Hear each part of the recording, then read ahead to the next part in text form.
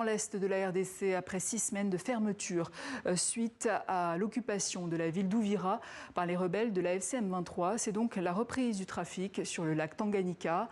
Un soulagement pour les populations de la RDC, du Burundi, la Tanzanie et la Zambie qui peuvent à nouveau s'échanger des marchandises. Reportage d'Amani Alimassi, récit Antonelle Pierre, Christophe Arnois. Aussitôt la nouvelle connue, les premiers passagers sont arrivés nombreux à Kalemi, ce port situé au milieu du lac sur la rive congolaise du Tanganyika. Après un mois et demi de suspension, le trafic reprend timidement. Une délivrance pour Florence. Quand le M23 est arrivé, nous sommes venus à pied jusqu'ici à Kalemi.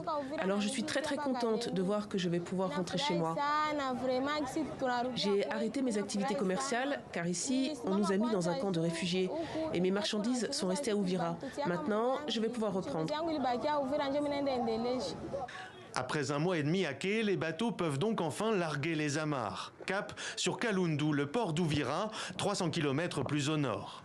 Ici aussi, le blocus a provoqué une pénurie des produits de première nécessité, accompagnée d'une hausse vertigineuse des prix sur les marchés et pour les commerçants, une absence criante de clients.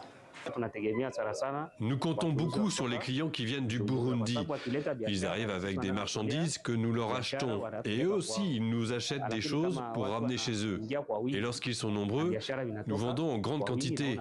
Donc nous sommes dans l'attente qu'ils rouvrent aussi la frontière maintenant que le port est opérationnel. Commerce transfrontalier avec le Burundi, transport de personnes, fret ou encore tourisme vers la Tanzanie ou la Zambie, le lac Tanganyika est un poumon économique pour les 4 pays qui le bordent.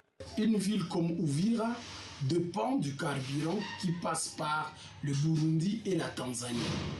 Même les carburants qui arrivent ici à Bukavu passer par le lac Tanganyika pour passer par cabotage au Rwanda ou longeant le Ngomo jusqu'à Bukavu.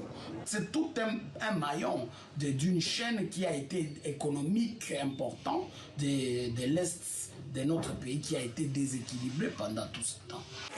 Au-delà des commerçants des grandes villes, la reprise de l'activité lacustre redonne aussi de l'air à ces milliers de familles de pêcheurs et de petits revendeurs pour qui le lac Tanganyika n'est pas qu'une frontière, mais bien l'unique source de revenus.